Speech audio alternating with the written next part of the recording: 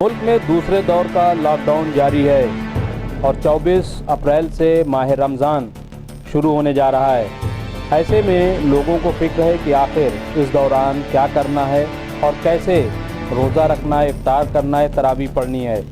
इस सिलसिले में मारूफ सहाफ़ी खुर्शीद रब्बानी ने फतेहपुरी जामा मस्जिद के इमाम व खतीब मुफ्ती डॉक्टर मुकर्रम अहमद से खुसूसी बात की। उन्होंने मौजूदा हालात पर बात की, माह रमज़ान पर बात की, ज़कात पर बात की, खुम्स पर बात की, तबलीगी जमात के सिलसिले में बात की और गोदी मीडिया का जो रवैया है उस पर बतौर ख़ास बातचीत की।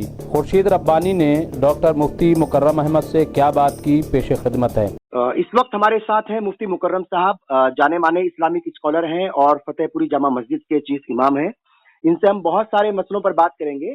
माह मुबारक शुरू होने वाला है तो इबादत का सिलसिला घरों पर रहकर किस तरीके से किया जाए, लॉकडाउन को पूरी तरीके से कैसे उसकी पालना की जाए, और जो तबलीगी जमात के ऊपर बहुत सारे इल्जामात लग रहे हैं, किस तरीके से क्या वो इल्जामात धुल सकते हैं, मुस्लिम तबके को कैसे इस समाज का हिस्सा बन करके, इस लड़ाई का हिस्सा बन करके उसको आगे बढ़ाया जाए, क्या इनके मशवरे होंगे, हम इनसे बातचीत करेंगे। सर, बहुत बहुत इस्तकबाल है आपका, कैसे हैं आप? जी जज़ाकल्लाह, अल्हम्दुलिल्लाह बखैर हैं। इस वक्त लॉकडाउन जो है वो चल रहा है लगातार, और लॉकडाउन 2 की शुरुआत भी काफी पहले हो चुकी थी। और अगर मैं यही सवाल आपसे पूछूं, चूंकि आपका जो वक्त है वो बहुत कीमती रहता है और हर वक्त जो है, चाहे वो मिल्ली मसाइल हो, चाहे वो मजहबी मामलात हों या फिर इबादत हो, उसमें हर वक्त जो है आप मशगूल रहते हैं। लेकिन लॉकडाउन के बाद आपकी खुद की जिंदगी में क्या बदलाव है और किस तरीके से आपकी दिनचर्या रहती है? देखिए, मस्जिद फतेहपुरी तो बंद है। जी। वहाँ पर दो चार जो मस्जिद के स्टाफ के लोग हैं वही रहते हैं, जी। और मैं तो ज्यादातर घर पे ही रहता हूँ। जी। और बस अपना लिखने पढ़ने में थोड़ा सा वक्त गुजर जाता है, लेकिन हालात हाजिरा जो चल रहे हैं जी। उससे कभी कभी ज्यादा फिक्र हो जाती है। उसकी वजह से पढ़ने लिखने में भी दिल नहीं लगता जी। और इबादत में भी यकसुई नहीं रहती, क्योंकि हालात कुछ इस तरह के बन रहे हैं कि बिल्कुल। कहीं कहीं मुल्क में नफरत का माहौल बन रहा है, कहीं पर इल्जाम तराशी, बोहतान तराशी चल रही है, जी। और कुछ इस तरह से निशाना बनाया जा रहा है मुसलमानों को कि जिससे फिक्र हो जाती है। बिल्कुल। बहुत सारे लोगों के टेलीफोन आते हैं तो उसमें बस बेबसी का एहसास रहता है कि कहाँ कोई बात करी जाए, किससे करी जाए, अपना मुद्दा किसके सामने रखा जाए। तो फिक्र इसी का तरह से आलम, वक्त गुजर रहा है। बिल्कुल फिक्र का आलम है। और ऐसे में ये सवाल फिर उठने लगता है कि हम सबको मिलकर के कोरोना के खिलाफ लड़ाई जो है वो मजबूत करनी चाहिए थी। ये जो जंग थी कोरोना वायरस के खिलाफ, वो और ज्यादा मजबूत होनी चाहिए थी सबको मिलकर के। लेकिन कोरोना के साथ साथ कम्युनलिज्म जो है वो बहुत ज्यादा बढ़ रहा है, ये भी वबा के तौर पर हमारे सामने आ रही है। तो कम्युनलिज्म जो है, ये कोरोना के साथ साथ कम्युनलिज्म को कैसे खत्म किया जाए हजरत, चूंकि ये भी बड़ा मसला बन चुका है इस दौरान। देखिए, ये सारा हुकूमत की जिम्मेदारी है। ये तो सारा बागडोर हुकूमत के हाथ में है। अगर वो अपना डंडा उधर चला दें तो बंद हो जाएगा सारा। बिल्कुल। क्योंकि हमारे कॉन्स्टिट्यूशन में हर चीज मौजूद है। जो मीडिया का जो यूँ समझिए कि एक्ट है, जी। नशरियाती चीजों का जो एक्ट है, जिसको कहना चाहिए प्रसारण एक्ट, जी। तो उसमें सारी चीजें मौजूद हैं, कॉन्स्टिट्यूशन में मौजूद है।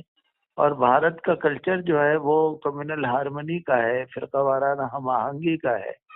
और इसमें कोई शक नहीं है कि मुसलमानों ने हिंदुस्तान की आज़ादी में भरपूर हिस्सा लिया और मुसलमानों ने शाना बचाना इस मुल्क को आगे बढ़ाया और तरक्की दी। और हजारों हजारों लोगों के नाम हम ले सकते हैं बेशक। कि जिन्होंने अपने वतन अजीज के लिए जान की कुर्बानी पेश की और अपना वक्त लगाया, जिसमें सर फहरिस्त एपीजे अब्दुल कलाम है, बिल्कुल। जो मिसाइल मैन भी हैं और जिन्होंने राष्ट्रपति रहकर भी एक मिसाल पेश की है। बिल्कुल। और वीर अब्दुल हमीद भी हैं, जिन्होंने जनरल अयूब खां का टैंक उड़ा दिया था बिल्कुल। और वो टैंक के नीचे लेट गए थे। इस तरह बहुत सारे लोग हैं। बिल्कुल। तो बिल्कुल। मुसलमानों ने अभी तक भी, आज की तारीख में भी मुसलमान किसी भी तरह अपने वतन से दूर नहीं है, दिलो जान से वतन को अजीज रखते हैं। पता नहीं क्या बात है, कुछ लोगों को नफरत लेकिन फैलाने में बार क्यों बार मजा उनको ये आता है। एहसास दिलाया जाता है मुसलमानों को, कई लोगों की तरफ से, तमाम लोग उसमें शामिल नहीं है लेकिन कुछ लोगों की तरफ से मुसलमानों को बार बार ये एहसास दिलाया जाता है कि ये मुल्क आपका नहीं है, आप मुल्क के वफादार नहीं है, मुल्क से गद्दारी करते हैं, जबकि कभी इस तरह का कोई वाकया कोई सामने नहीं आया। हमेशा मुल्क के साथ, मुल्क के हर मसले में हिंदुस्तान का मुसलमान शाना बशाना वो खड़ा रहता है सबके साथ। हजरत, आपने एक बात कही है कि मीडिया जो है वो कई बार गलत रोल अदा करती है और तमाम तरह के कानून हैं उसके तहत उसको काम करना चाहिए, जो गाइडलाइंस हैं, लेकिन कई बार जो है वो उससे आगे निकल जाते हैं और नफरतें पैदा करने का, गलतफहमियां पैदा करने का और अफवाहें फैलाने का काम करती है मीडिया। हुकूमतों को उनके ऊपर पाबंदियां लगानी चाहिए और हमने देखा है कि जहां जहां भी हुकूमत जो है सख्त हुई है, मीडिया वहां पर ठीक हुई है। लेकिन आपको कई बार ऐसा भी लगता है क्या कुछ कौम की भी गलती है? जब कौम को ये मालूम है कि मीडिया का उसके ऊपर फोकस है, मीडिया को बहाना चाहिए, तो कौम को संभल कर चलने की जो है वो कोशिश करनी चाहिए, कौम को संभल कर कदम उठाने के, कदम या फैसले करने का जो है वो काम करना चाहिए फिर।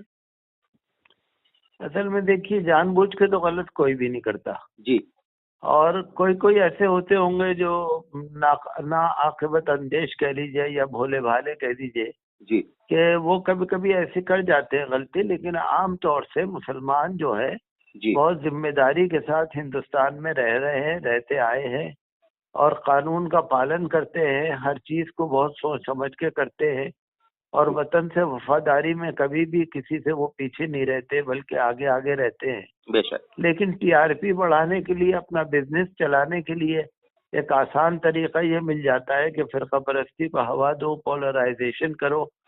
और इलेक्शन के मौके पे तो आप देखते होंगे बड़े बड़े लीडर भी वोट लेने के लिए ऐसी ही हरकतें करते हैं।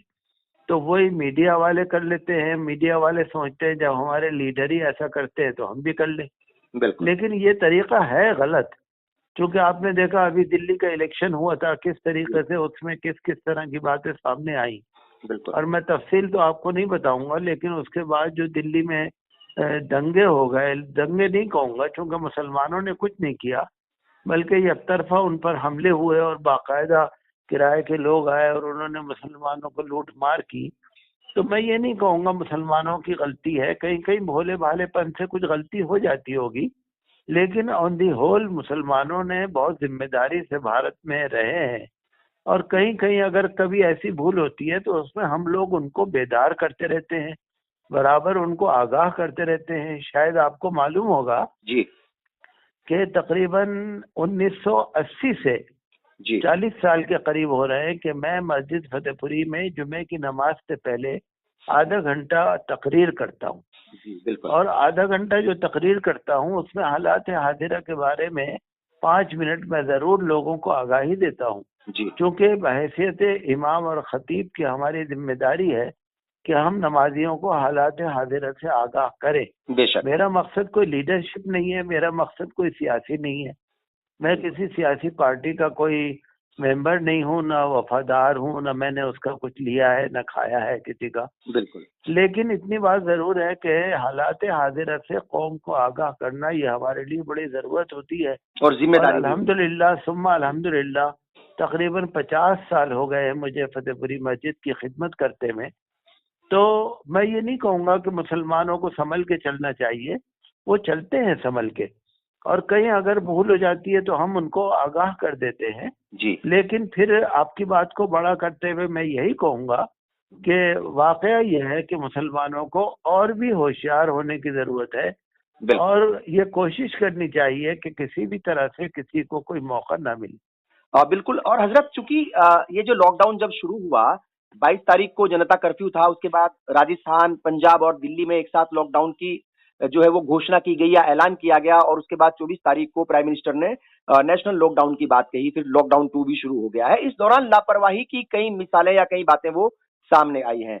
लोगों का ये कहना है कि मुस्लिम तबका जो है वो थोड़ा लापरवाही दिखा देता है, कुछ लोग लापरवाही दिखाते होंगे, और क्योंकि हर एक बात, और इसमें कोई शक भी नहीं है कि पत्ता भी अल्लाह की मर्जी के बगैर नहीं हिल सकता, तो मुस्लिम तबके का आमतौर पर यह मानना होता है कि जो कुछ होगा अल्लाह की मर्जी से होगा, मौत आएगी, जिंदगी होगी, वो सब अल्लाह की जी, मर्जी से होगी, तो वो बेशक। लापरवाही कर देते हैं। तो ऐसे लोगों से क्या कहेंगे? क्योंकि पैगंबर सल्लल्लाहु अलैहि वसल्लम की कई मिसालें हमारे सामने हैं, जब वबा फैली किस तरीके से उन्होंने ऐलानात किए, जो अजान के बोल थे उनको बदल दिए गए, और कोई मुसाफा करने से भी मना किया गया, मतलब एहतियात के तौर पर। तो ये चीजें लोगों को समझाने की जरूरत है हजरत। देखिए, हम तो बहुत दिन से समझा रहे हैं और अभी भी समझा रहे हैं। जी और जब से कोरोना वायरस चल रहा है तो हम तो यूट्यूब पे हमारे एक मिलने वाले हैं, वो कभी कभी हमारी तकरीरें डालते हैं, उसमें जी आप देख लेंगे। जी तो कोरोना वायरस या कोई भी इस तरह का वायरस हो, किसी भी तरह की कोई चीज हो, जी तो हालात हाजिरा और जो हालात पेश आ रहे होते हैं, जी तो हमने लोगों को बताया, बार बार बताया। लोग ये कहते हैं हम वुजू करते रहते हैं तो हमें कोरोना नहीं होगा, हम नमाज पढ़ते रहते हैं तो कोरोना नहीं होगा, लेकिन उनको बड़े प्यार से समझाना पड़ता है जी कि जो एडवाइजरी जारी की जा रही है, जो डॉक्टर मशवरा दे रहे हैं, जो हमारी भारत सरकार मशवरा दे रही है, हुक्म दे रही है, आदेश दे रही है, हमें उस पर जरूर अमल करना चाहिए। वो हमारे फायदे में है। बिल्कुल बीमारी कोई मजहब नहीं देखती, बीमारी तो यकीन है, हमारा भी ईमान है कि अल्लाह ताला के हुक्म से ही होता है। जी हम ये नहीं कह रहे कि अल्लाह के हुक्म से नहीं होता, लेकिन जो तदबीर है वो भी तो जरूरी है ना। देखिए, बेशक अगर गर्मी है जी तो हमें ठंडे कपड़े पहनने हैं, अगर सर्दी है तो गर्म कपड़े पहनने हैं, बिल्कुल अगर बुखार हो गया है तो डॉक्टर को दिखा के दवा लेनी है। तो इसको हमारी इस्लामी शरीयत मना नहीं करती। बिल्कुल तो इसी तरह से हमें हर चीज में होशियार रहने की जरूरत पड़ती है। और बात आप सही कह रहे हैं कि कहीं कहीं गफलत सामने आ रही है मुसलमानों की तरफ से, जी और हम बराबर इस चीज को नोटिस कर रहे हैं और इसको बराबर हम उनको बता भी रहे हैं, आगाही भी कर रहे हैं, और कोशिश तो कर रहे हैं कि बराबर लोग इसका बहुत ही कानून का पालन करें जी और एहतियात रखें। चूंकि कोरोना वायरस बीमारी आप देख रहे हैं कि 1.5 लाख लोग उससे मर चुके हैं, बिल्कुल और यूं समझिए कि 20-22 लाख लोग उससे मुतासिर हो मुतासिर है चुके पूरी हैं। दुनिया में बिल्कुल तो इस वजह से ये वाकई बड़ी खतरनाक बीमारी है।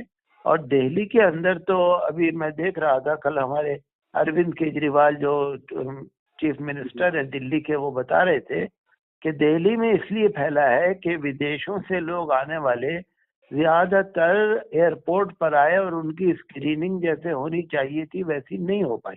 मरकज का भी नाम लिया हजरत, उन्होंने तबलीगी जमात और मरकज का भी नाम लिया हजरत। आज मरकज का तो वो बराबर ले ही रहे हैं, लेकिन जी ये भी उन्होंने कहा कि विदेशों से जो लोग आए, हम्म, और मुझे कोई हमारे मिलने वाले बता रहे थे कि विदेशों में बाहर जो तकरीबन 15 लाख स्टूडेंट्स थे या वर्कर्स थे जी जो इंडिया में आए हैं वहाँ के हालात खराब होने के बाद।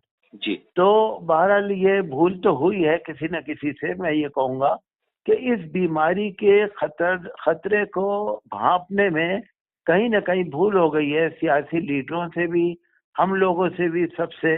हम लोग ये समझते रहे कि ये तो अभी नहीं होगा। कल हमारे जो चीफ मिनिस्टर हैं अरविंद केजरीवाल, वो बता रहे थे जी कि कुछ ऐसे केसेस सामने आ रहे हैं जो सिम्टोमेटिक नहीं है, जी उनको कोई सिम्टम नहीं है, कोई ऐसी अलामत नहीं है, लेकिन उनको वो बीमारी कोरोना पॉजिटिव पाई जा रही है।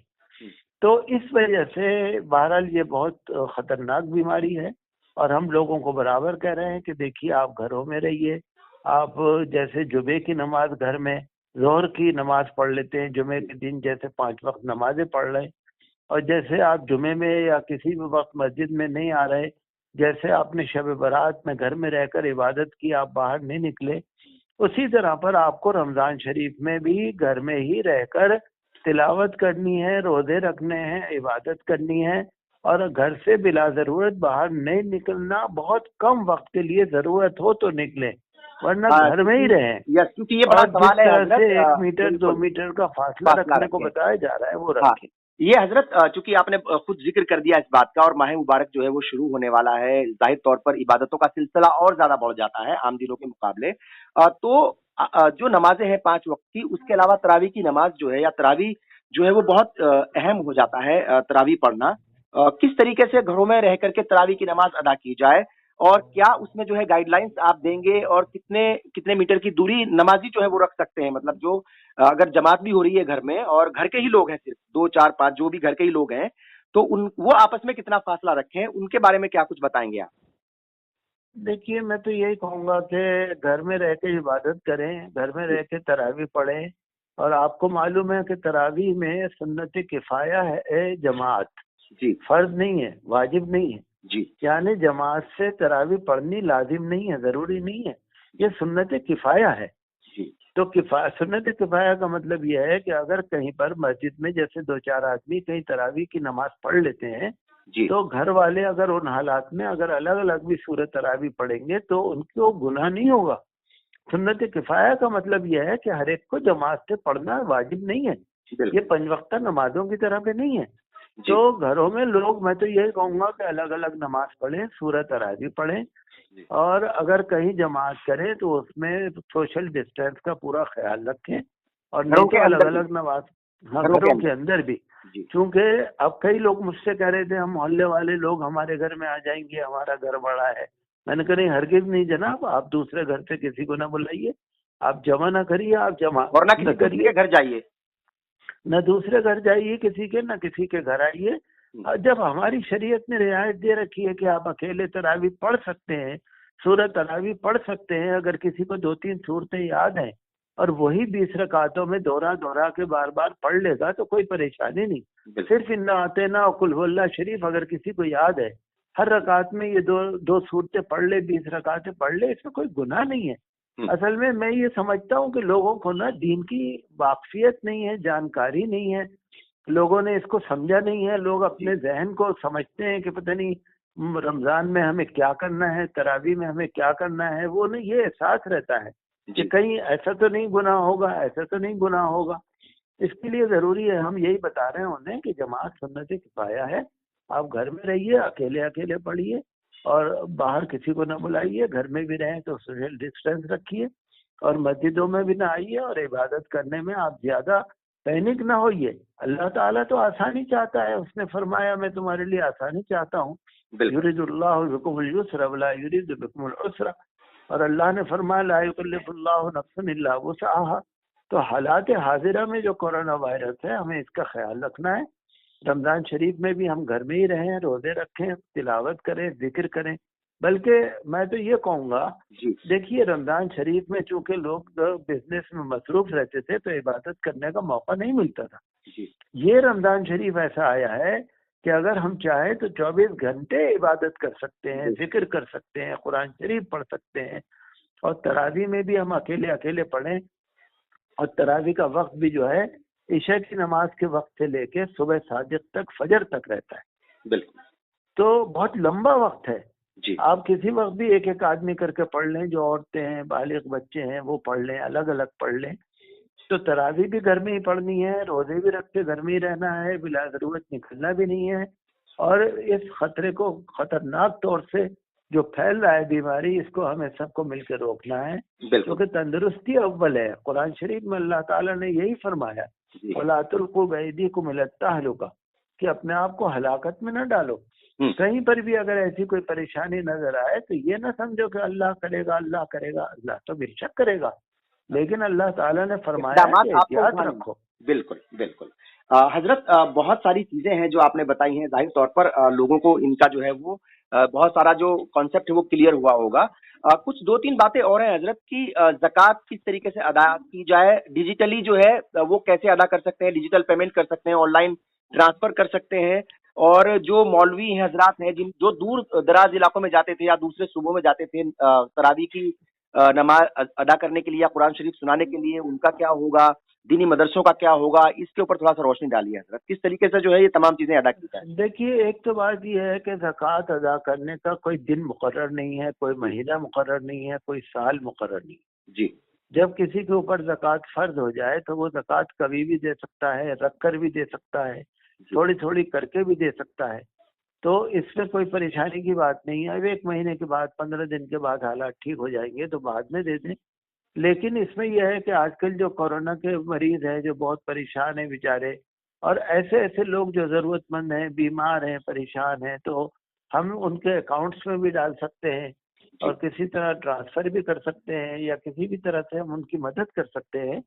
तो इसमें हमें ज्यादा से ज्यादा ये देखना है कि मुस्तहिक कौन है।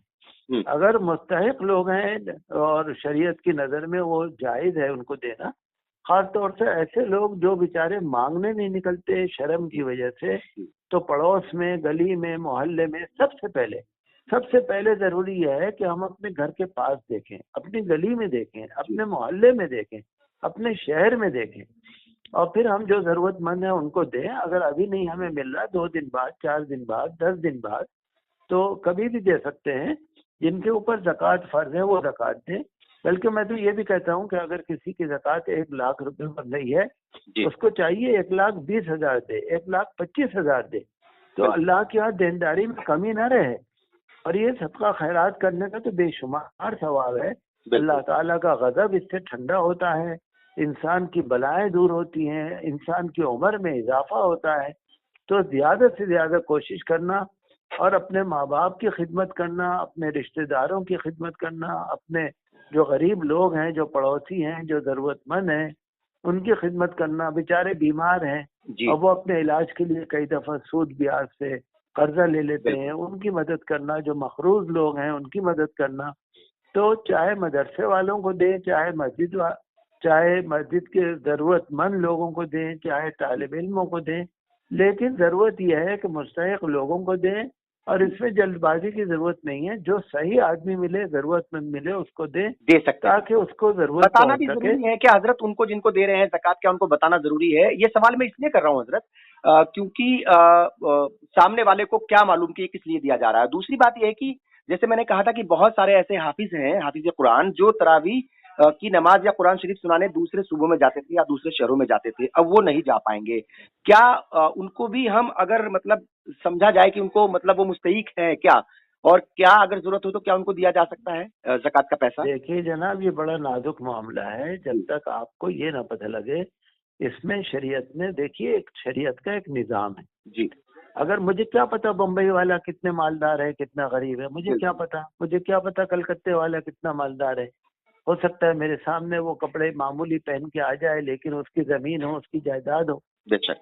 तो इसमें सबसे पहले देखिए मुस्तहिक लोगों को देखना पड़ेगा, चाहे वो कहीं के भी हों। और नहीं तो कोई जल्दी नहीं है। अगर जैसे हाफिज साहब अगर अभी नहीं आ रहे हैं, हो सकता है महीने बाद आ जाए, हो सकता है 2 महीने बाद आ जाए, उनको दे दें। लेकिन जो इसका शरई उसूल है वो यही है कि सबसे पहले अपने पड़ोस में देखो, अपने मोहल्ले को देखो, अपने रिश्तेदारों को देखो, अपने वतन में देखो, करीब से करीब में। क्योंकि देखिए गली में जितने गरीब लोग हैं आपको पता हो सकता है, आपके पड़ोस में जो लोग हैं आपको पता हो सकता है, आपके जो करीबी मोहल्लों में है वो आपको पता हो सकता है। आजकल लोगों ने ये एक नई बिदअत निकाल रखी है कि ज़कात देंगे दूर दूर।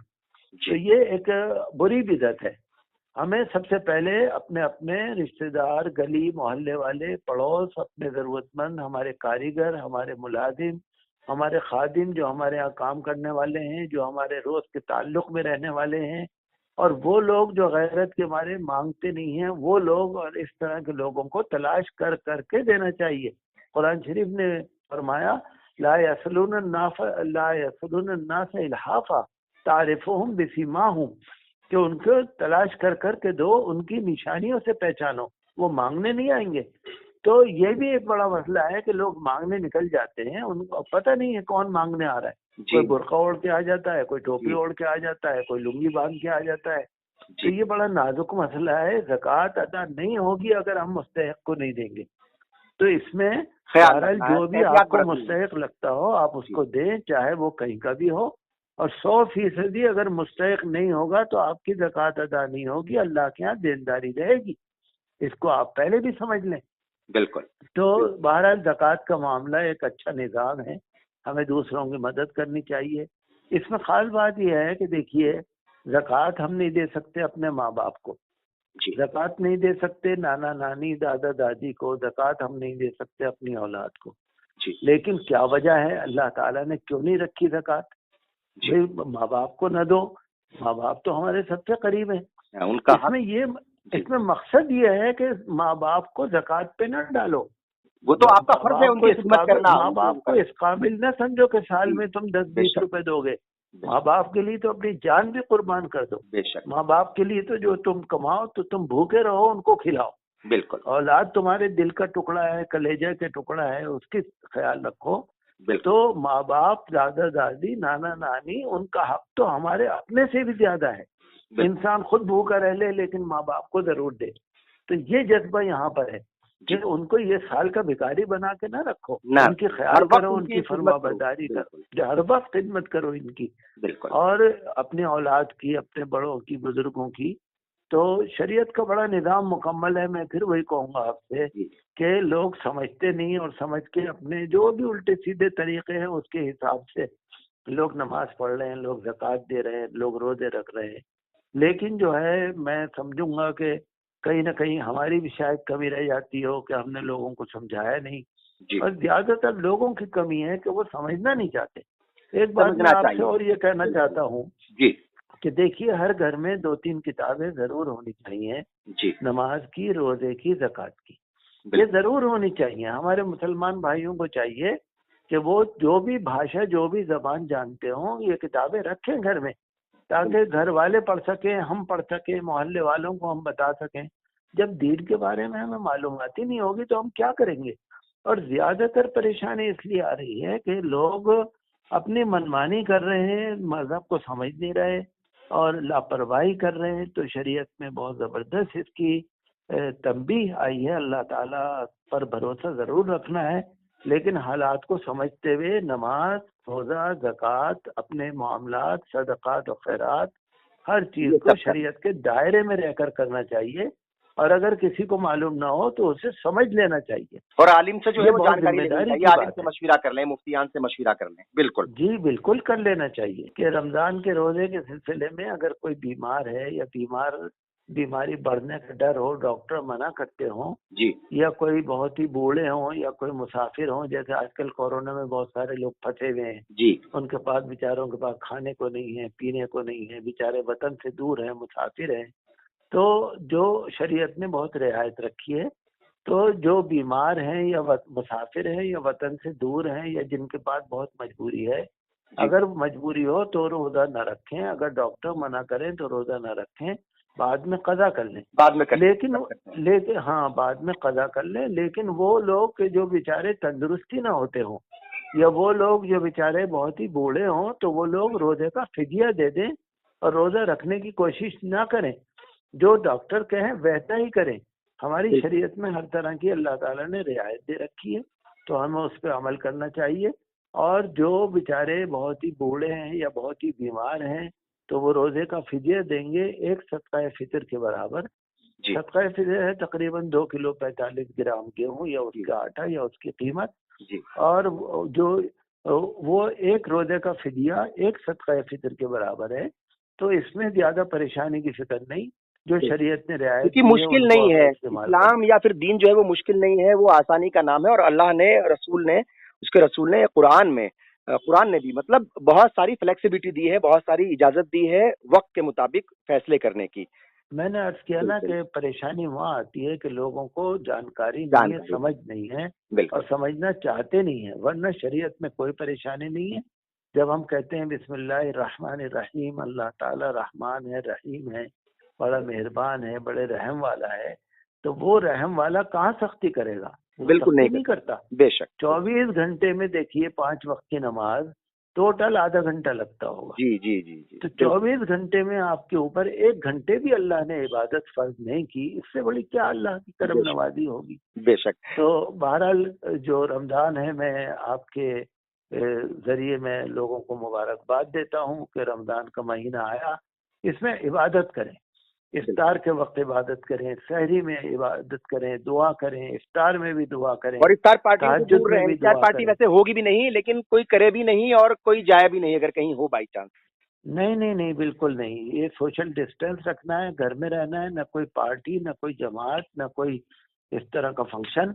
ये बिल्कुल। बिल्कुल, जब तक कोरोना वायरस का एक भी मरीज अगर हमारे शहर में है, जी, तो हमें पूरी तरह से कानून का पालन करना है और जो एडवाइजरी है उस पर अमल करना है। इसको लापरवाही में नहीं लेना, क्योंकि अल्लाह ताला, वैसे तो जो अल्लाह चाहेगा वही होगा, लेकिन हमें हालात को समझते हुए लापरवाही नहीं करनी। और जैसा कि आपने जिक्र भी किया था, जी, तबलीगी जमात के ऊपर लोग तरह तरह की इल्जाम तराशी कर रहे हैं जी। और मुसलमानों को तरह तरह से निशाना बना रहे हैं, लेकिन देखिए भूल तो सबसे ही हुई है। ज़ाहिर है। इसमें आप किसी को माफ नहीं बिल्कुल, कर सकते। इसमें बिल्कुल। बड़े भी शामिल हैं, छोटे भी शामिल हैं। सभी लेकिन शामिल आइंदा लापरवाही ना हो, ना हो। बहुत इसके लिए एहतियात हमें रखने की ज़रूरत है अब। बिल्कुल, हाँ, बहुत जबरदस्त एहतियात करने की जरूरत है कि आइंदा कोई लापरवाही ना हो। बिल्कुल। बहुत-बहुत शुक्रिया हज़रत। मुझे उम्मीद है कि जी आपके तमाम पैगामात, आपकी तमाम बातें और जो भी सवाल हमने किए, वो सवाल बहुत सारे लोगों के ज़हनों में थे, तो उनके सवालों के जवाब भी उनको मिल गए होंगे। मुझे लगता है कि सबको इसका फ़ायदा होगा और सबको सभी लोगों को, चाहे वो मुसलमान हो या हिंदू हो, उनको जो हुकूमत की तरफ से एडवाइजरी है, जो ऑर्डर्स हैं, उनको फॉलो करना है और जाहिर तौर पर जो उलेमाए किराम है जो वो कह रहे हैं उनको भी मानना है। बहुत बहुत शुक्रिया हजरत, बहुत बहुत नहीं, शुक्रिया। मैंने एक बात पहले भी कही थी कि हम सिर्फ मुसलमानों के लिए नहीं बल्कि जी। अपने वतन के लिए और जाहिर तमाम तौर पर। दुनिया के इंसानों के लिए दुआ कर रहे हैं कि बिल्कुल। अल्लाह ताला उनको शिफा दे और ये बीमारी जो अज़ाब इलाही है वो खत्म हो जाए। आमीन, बहुत शुक्रिया। अस्सलाम वालेकुम। जज़ाकल्लाह, जज़ाकल्लाह। तो नाज़रीन, ये थी मारूफ सहाफ़ी खुर्शीद रब्बानी की डॉक्टर मुफ्ती मुकर्रम अहमद से खुसूसी गुफ्तगू, जिससे अंदाज़ा लगाया जा सकता है कि मुल्क की मौजूदा सूरत हाल क्या है, मुसलमान कैसा सोच रहा है और माह रमज़ान में क्या करना है। डॉक्टर नासरा खातून, रिपोर्ट, एमएमसी न्यूज़ इंडिया, नई दिल्ली।